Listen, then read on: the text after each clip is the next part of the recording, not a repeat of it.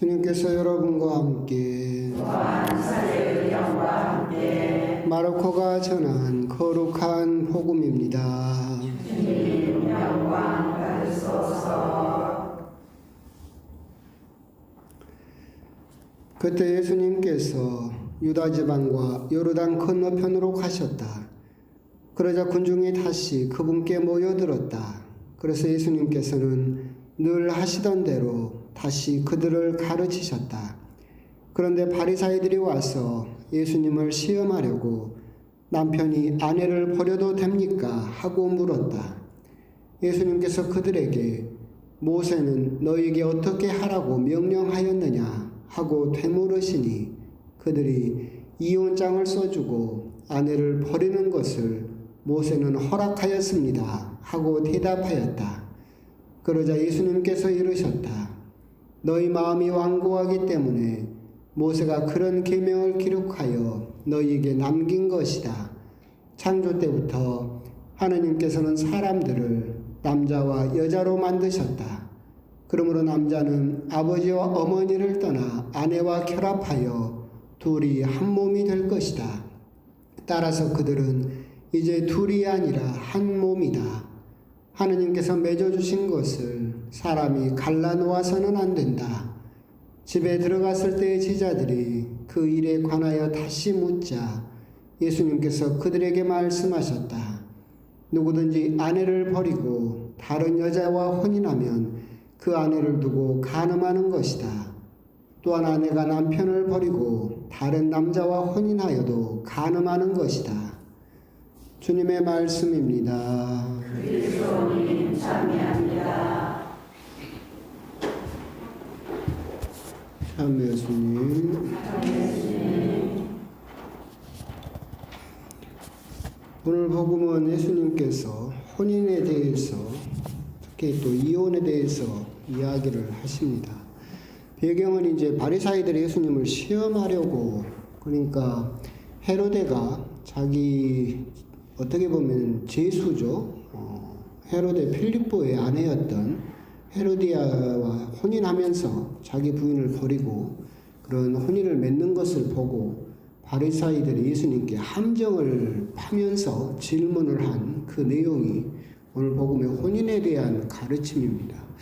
사실 이제 신명기에 보면 유다인들의 혼례 법은 남편이 아내와 결혼하여 살다가 아내에게서 어떻게 보면 추한 것이 발견되어 마음에 들지 않으면 이혼장을 써서 집에서 내보내도 된다라고 그렇게 기록을 하였고, 예수님께서는 그것이 너희들의 마음이 완고해서 그렇게 모세가 정해진 것이지 원래 하느님의 뜻은 그런 뜻이 아니었다라고 다시 바로 잡는 그런 내용이죠. 하지만 이제 유대인들은 신명기에 자기들이 가진 율법에 그렇게 기록되어 있기 때문에 이혼장을 써서 아내와 이혼해도 된다라고 그렇게 생각을 했고, 문제는 율법에 있는 대로 부인에게서 추한 것이 발견돼서 마음에 들지 않으면 이혼할 수 있다. 그럼 추한 것이 뭐냐? 여기에 대한 이제 해석이 문제를 일으키죠. 그래서 어떤 랍비, 그러니까 유대인들의 율법을 해석하는 스승들은 간음이라고 해석하는 사람도 있고, 하지만 나중에 이제 이게 남성 중심적인 사회고 팔레스타인 자체가 전쟁이 끊임없이 일어나는 시대다 보니까 남자 숫자는 적고 여자 숫자는 많고, 그러다 보니까 아무래도 남자들이 더 쉽게 이혼을 하고 더 이쁜 여자를 찾아서 이렇게 가고 싶은 마음도 있었는가 보죠. 그래서 이혼이 너무나 남발되기 시작하면서 이 추한 것에 대한 해석이 굉장히 가벼워지기 시작해서 이제 밥만 태워도, 그러니까 빵만 태워도 이혼할 수 있다. 그렇게 쉽게 이제 해석이 돼버렸죠. 그런데 이제 여러분에게도 말씀드렸다시피 그 당시에 이스라엘 여자들은 재산권이 없습니다. 그 어떤 재산도 가질 수 없고 집도 땅도 돈도 가질 수가 없어요. 남편과 이혼하는 순간 이 여자는 완전히 경제권이 없는 거지가 돼버리는 상황이죠.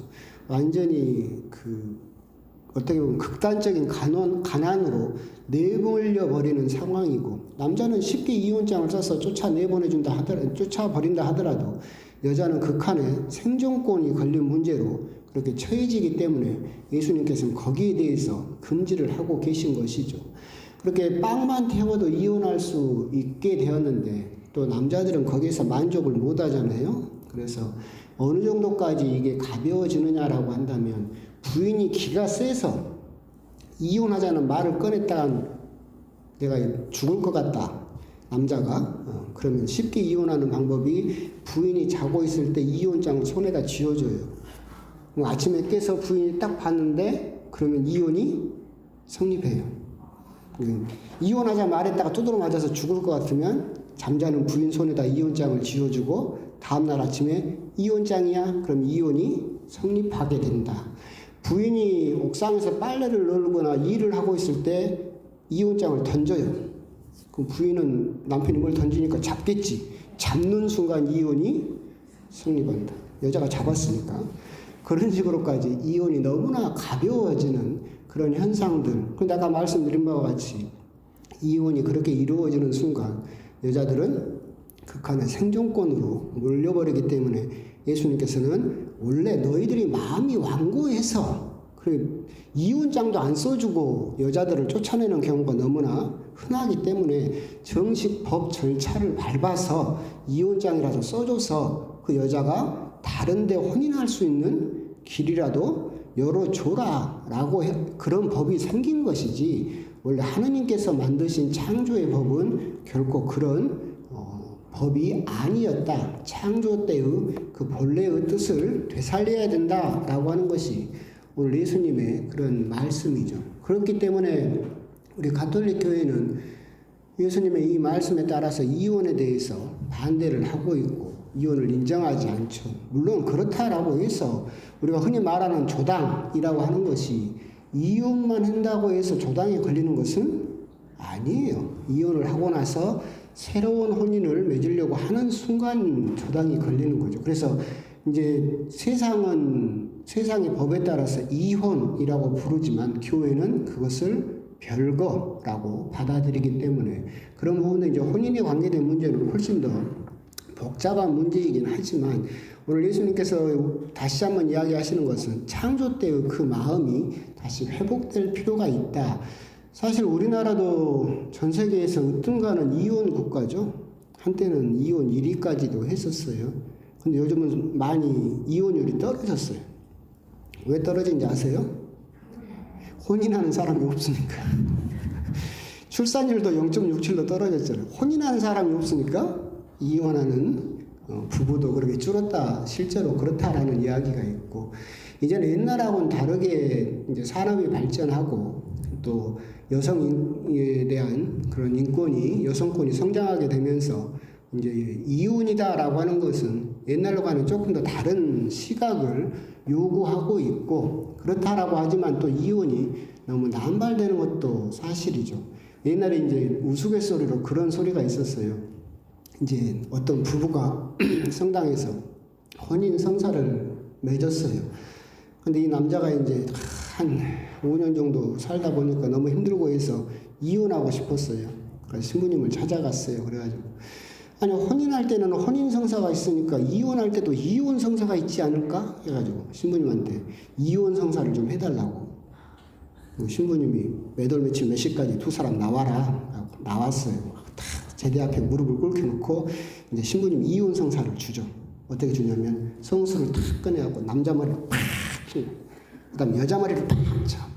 죽어라 그러니까 신랑 그 부부가 깜짝 놀래가지고 신부님 왜 그러시냐고 그러니까 이혼은 한 놈이 죽어야 이루어지는 거라고. 둘 중에 먼저 죽으면 이혼이다. 산채로 이혼은 안 된다. 둘 중에 두드러 맞다가 누구든지 먼저 죽으면 이혼이 된다. 농담처럼 그런데 죽음만이 갈라놓을 수 있다라고 하는 것이 우리가 받아들이고 있는 이혼 이야기죠. 하지만 아까 말씀드린 바와 같이 현대 세계는 너무나 복잡해졌고 사실은 이혼이 교회의 가장 중요한 법은 아니에요. 왜 그러느냐라고 한다면 하나님께서 우리를 창조하시면서 가장 큰 혼인에 대한 것보다도 더 큰 전제가 뭐냐면 우리들에 대한 행복이죠.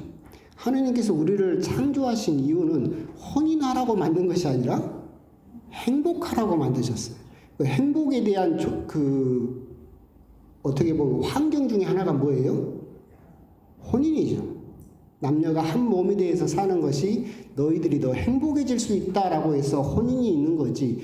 혼인이 우리 하느님께서 만드신 창조의 원칙은 아니죠. 그렇기 때문에 이혼을 바라볼 때도 무조건 안 된다라기보다는 우리 하느님께서 우리들에게 주신 가장 큰 대전제, 행복하여라, 기뻐하여라 라고 하는 이 대전제를 혼인이 망치고 있다 라고 한다면 우리들은 그 더 큰 대전제를 받아들일 필요가 있다. 그래서 현대적으로는 조금 이혼에 대한 조금 더 부드러운 접근도 교회에 요구되고는 있다라고는 하지만 이혼이 너무 남발되어서는 또 안 된다라고 하는 거죠.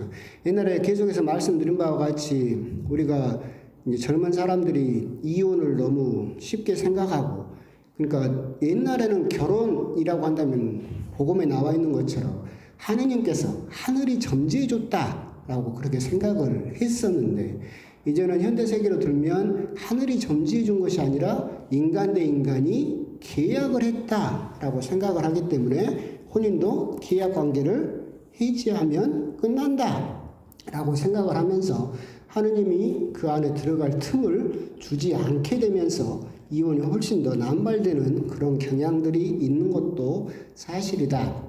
하지만 인간 대 인간의 계약만으로 받아들이다 보니까 거기에 너무 감정적으로 또는 너무나 즉흥적으로 그렇게 이혼이 이루어지는 경우도 참으로 많다. 몇 번이나 말씀드린 것처럼 사랑에 대한 착각이 있다고 그랬죠. 사랑에 대한 착각이 첫 번째가 사랑을 감정이라고만 생각하는 거. 그 사람을 보면 두근두근 가슴이 뛰고 밤에 잠도 안 오고 못 보면 죽을 것 같고, 그런데 그런 호르몬이 짧으면 9개월, 길면 30개월밖에 안 나온다고 그랬죠. 그리고 똑같은 사람에게는 2번 다시 안 나와요. 그럼 사랑을 감정이라고만 생각을 하면 30개월이면 대략 한 3년이죠. 그러니까 3년 정도 살면 이제 그 사람 봐도 가슴이 안 뛰어. 그러면 사랑이 식은 거네? 아, 나는 이제 저 사람을 사랑하지 않네? 그러면 이혼해야지. 보통 그래서 2년 내지 3년 정도 지나면 이혼을 많이 하잖아요. 사랑을 감정만이라고 생각을 해버리면 우리들은 너무나 또 쉽게 결혼이라는 그렇게 계약이라고만 생각하는 관계를 끊어버릴 수가 있다. 두 번째는, 사랑에 대한 두 번째 착각은 뭐냐면 내 짝이 따로 있다라는 착각이에요. 그러니까 집신도 짝이 있다. 오늘 복음도 그렇지만 고대 그리스에도 생각을 그렇게 했었어요. 유대인들도 그렇게 생각을 했어요. 유대인들은 맨 처음에 영혼이 남자 여자가 하나였어요. 근데 세상에 태어나면서 쪼개져 가지고 남자 여자로 태어났다. 그리스도 신화에는 그렇게 되어 있다고 했잖아요. 원래 신이 인간을 만들 때 남자와 여자가 한 몸이었어요. 근데 남자 여자가 한 몸이다 보니까 너무 힘이 세서 신을 위협해. 그래서 남자 여자를 쪼개놨죠. 이 말은 무슨 말이냐면 내 짝이 따로 있다는 뜻이에요. 집신도 짝이 있다라고 하는 것처럼, 아, 내가 저 사람하고 만나서 성격도 안 맞고 잘 못 사는 것 같아. 그럼 저 사람은 내 짝이 아니, 내 반쪽이 아닌 거야. 그럼 어딘가 내가 발견하지 못했지만 내 반쪽이 따로 있다. 그래서 내가 그 반쪽만 발견하면 나는 행복하게 살 수 있을 것이다 라고 하는 착각.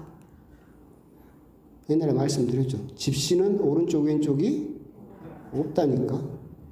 그죠? 그런데 우리는 집신도 짝이 있다고만 생각을 해요. 집신은 오른발로 신으면 오른쪽이고 왼발로 신으면 왼쪽이에요. 어딘가 발견하지 못했지만 내 짝이 어딘가는 따로 있을 것이다. 내 마음을 온전히 이해해주고 나를 온전히 받아들여주는 나만의 짝이 따로 있을 것이다 라는 그 착각 때문에 우리는 또 너무나 쉽게 이혼을 결정하는 것이 아닐까. 세 번째 착각은 뭐냐면 나는 사랑할 준비가 이미 되어 있다라는 착각이에요. 나는 이미 사랑할 준비가 되어 있어요. 근데 이 사람하고 다툼이 있어서 뭐가 잘 안 맞아요. 그러면 나는 이미 사랑할 준비가 되어 있는데 준비가 안 된 사람은 누구예요? 너야. 그럼 누구 책임이에요? 네 책임이지. 그죠? 이게 또한 사랑에 대한 세 번째 착각이다. 너무나 세상은 복잡해지고 이혼 역시도 가장 큰 대전제인 행복하도록 창조하신 하느님의 뜻에 맞게 우리들이 해석할 필요가 있지만 모든 이혼이 다 그런 걸로 설명되지는 않는다. 간혹은 사랑은 감정만이라는 착각, 어딘가 내 짝이 있을 거라는 착각, 나는 누구를 만나든지 온전히 사랑할 수 있다. 근데 저 사람이 뭔가 문제가 있어서 내가 온전히 사랑하지 못한다라고 하는 그 착각들이 결국은 우리들을, 젊은 세대들을 너무나 쉽게 이혼이라는 선택을 하도록 하고 있는 것은 아닐까. 물론 그렇다고 해서 자기의 행복과 기쁨과 자기의 삶을 갉아먹으면서까지도 지금은 참고 살아라라고 하는 것은 말이 되지 않겠지만, 그저 나의 기분과 성격과 그런 것 때문에 이혼을 선택하는 것은 너무나 하느님의 창조의 뜻을 어긋나는 것이 아닐까. 제가 혼인 때도 말씀을 드리지만, 이제 남자와 여자는 부모를 떠나서 둘이 아니라 한 몸이다. 한 몸이 되었다. 그러니까 무슨 말이냐면 30년 넘게 자기 인생을 살았어요. 두 명이. 일로 살았죠. 한 몸이다라고 하는 것은 1 더하기 1은 뭐가 돼야 돼요? 1이 돼야 돼요. 1하고 1을 더해서 1이 되려면 어떻게 해야 돼요? 깎아야지. 0.5가 돼야 1이 되는 거예요. 근데 나는 30년 넘게 이렇게 살았어. 난 변기 뚜껑도 안 내렸었고 청소도 쓰레기도 버린 적도 없고 일로 살았어. 그럼 내가 온전히 1이 되려면 누가 0이 돼야 1이 돼요? 누군가 한 사람은 100% 희생을 해야 1이 되는 거예요. 나는 변할 거 없고 네가 변해. 그래서 내가 조금 양보해서 내가 0.8 정도 되고 조금 양보해. 그럼 1이 되려면 이 반대편 배우자는 몇이 돼야 돼요? 0.2가 돼야 1이 되는 거예요. 이게 문제가 뭐냐면 젊었을 때는 0.8이 누구였을까? 남자지. 젊었을 때 여러분 신혼 때를 생각을 해보면 0.8은 대부분 누구였어요? 남자. 신혼 때는 여러분들이 엄청 양보해가지고 몇이었어요? 0.2 정도 됐지. 근데 이제 점점 시간이 지나면 어떻게 돼요? 바뀌죠. 이제 지금쯤 되면 0.2가 누구예요? 남자. 0.8이 누구예요? 여자. 그렇게 되어버린다고. 농담처럼 옛날에 그런 말이 있었잖아요. 나이 80이 넘으면 아침에 눈 떴다고 맞는다고. 그렇게 비참하게 되어버리죠. 옛날에 한번 TV를 성탄 때 동기 신부 방에서 판공 끝나고 봤는데 정말 재밌었는데 뭐가 있었느냐면 그 남자에게 물어봤어요. 성탄 즈음이니까. 당신이 태어나서 이 일생을 살면서 가장 최고의 선물이 뭔 것 같냐? 그랬더니 부인이라고 대답한 게 그래프 모양이 이렇게 돼요. 그러니까 20대, 30대는 최고의 선물이 딴 거였어요. 근데 나이가 들수록 어떻게 돼요? 쭉 올라가서 60이 넘어가면 내 인생 최고의 선물은 누구예요? 마누라예요. 마누라 없으면 죽을 것 같아요. 그래서 남자들은 이렇게 돼요. 여자도 똑같아요. 여자는 근데 질문이 좀 달라요. 당신이 받은 인생 최악의 선물은 뭡니까? 그래프 모양은 똑같아요. 그러니까 여러분도 신혼 때는 뭐예요? 남편이 최악의 선물이 아니었어요. 사랑하니까. 그때는 0.2가 돼도 그냥 좋았어. 내가 조금 양보하지 뭐 하고 살다가 시간이 지나니까 최악의 선물이 누구예요 이제? 눈 뜨면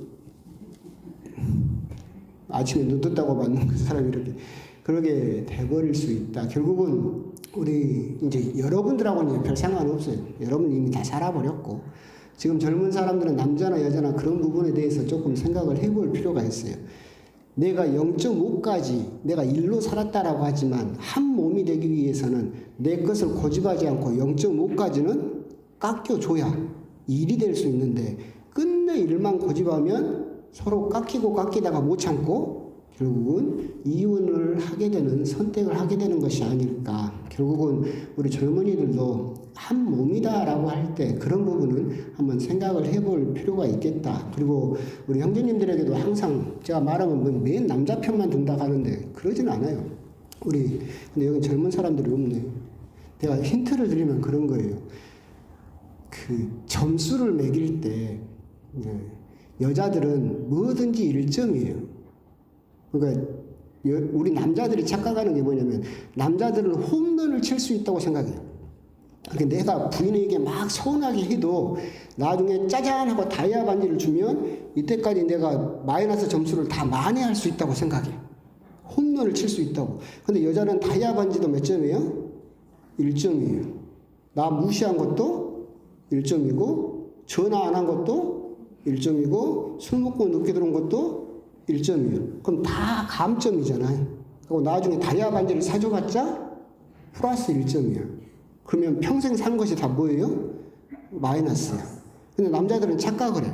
내가 젊었을 때 막 서운하게 했어도 늙어서 내가 잘하면 많이 할 수 있을 거다라고 착각을 하지만 그것도 다 몇 점이다?